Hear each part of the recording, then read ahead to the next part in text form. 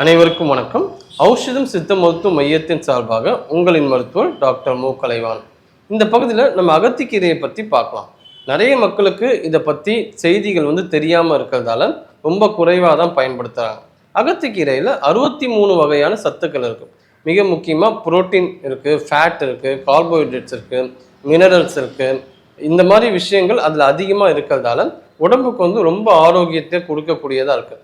எந்த மாதிரி பிரச்சனைக்கு அகத்திக்கீரை பயன்படும்னா, அம்மை நோய்க்கு ரொம்ப அற்புதமாக பயன்படும். அதை எப்படி எடுத்துக்கணும்னா, அகத்தியோட பட்டையை எடுத்து ஒரு 50 கிராம் எடுத்துக்கணும்.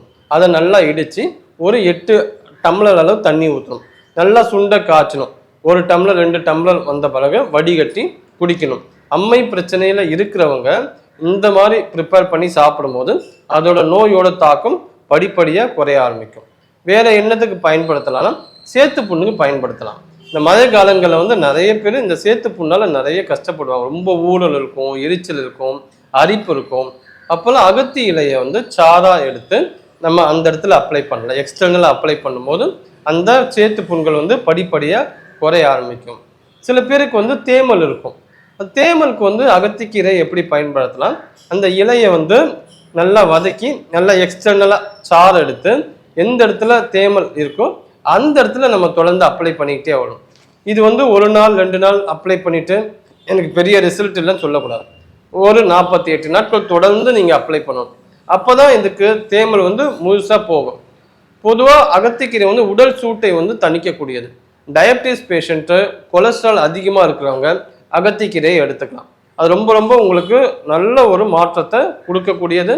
ஏன்னா அகத்திக்கீரைக்கு அவ்வளோ சத்துக்கள் நிறைந்ததாக இருக்கிறது.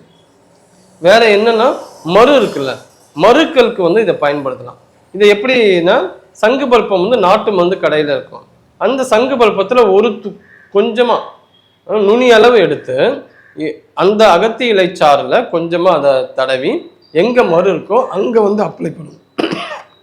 அப்படி அப்ளை பண்ணோம்னா மருக்கள் கீழே விழுந்துடும். ஆனால் தொடர்ந்து நீங்கள் அதை அப்ளை பண்ணணும். அப்போ தான் மருக்கள் இல்லாமல் போயிடும்.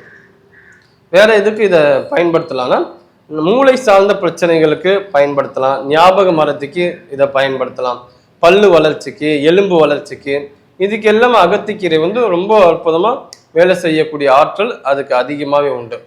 இதெல்லாம் யார் சாப்பிடக்கூடாதுங்கிற ஒரு விஷயமும் இருக்கு. யாரெல்லாம் சித்த மருந்துகள் எடுத்துக்கிறாங்களோ அவங்க அகத்திக்கீரையை நம்ம சாப்பிடக்கூடாது. ஏன்னா இது அவ்வளோ வீரியமாக இருக்கிறதால மருந்தோட வீரியத்தை முறிச்சிடும். அதனால இந்த அகத்திக்கீரையை மருந்துகள் எடுக்கும் போது எடுக்கக்கூடாது. அதே போல் மது குடித்தவங்க, ஆல்கஹால் குடித்தவங்க இதை எடுத்துக்கிட்டாங்கன்னா அவங்களுக்கு உடனே மாரடைப்பு வருவதற்கான வாய்ப்புகள் அதிகமாக இருக்கு. சில பேர் அகத்திக்கீரையும் கோழிக்கறி இருக்குல்ல, அதை சாப்பிடுவாங்க. அப்படி சாப்பிடும்போது ஃபுட் பாய்சன் வரத்துக்கு ரொம்ப ரொம்ப நிறைய வாய்ப்புகள் இருக்கிறதால அகத்திக்கீரை எடுக்கிற காலகட்டத்தில் கோழிக்கறியை தவிர்க்கணும். இந்த சின்ன சின்ன விஷயங்களை அகத்திக்கீரை சாப்பிடும் போது நம்ம ஞாபகத்தில் வச்சுக்கணும். அகத்திக்கீரையை பொதுவாக தொடர்ந்து எடுக்கக்கூடாது. வாரத்துக்கு 1 நாள் அந்த மாதிரி தான் எடுக்கணும். ஏன்னா தொடர்ந்து இது எடுத்தோம்னா சொறி, சிரங்கு, சில நேரங்களில் செரிமான கோளாறு ஏற்படுவதற்கு நிறைய வாய்ப்புகள் உண்டு. அதனால் வாரத்துக்கு 1 நாள் மதியம் மட்டும் இதை தொடர்ந்து எடுத்துக்கிட்டு வந்தால் உடல் சூட்டை தணிக்கும், கண்கள் குளிர்ச்சி அடையும், கல்லீரலுக்கு ரொம்ப சிறப்பான ஒரு விஷயத்தை இது கொடுக்கும், நோய் எதிர்ப்பு சக்தியை அதிகப்படுத்தும், ரத்தத்துக்கு உண்டான சத்துக்களை அதிகமாக கொடுக்கக்கூடியது இந்த அகத்திக்கீரை.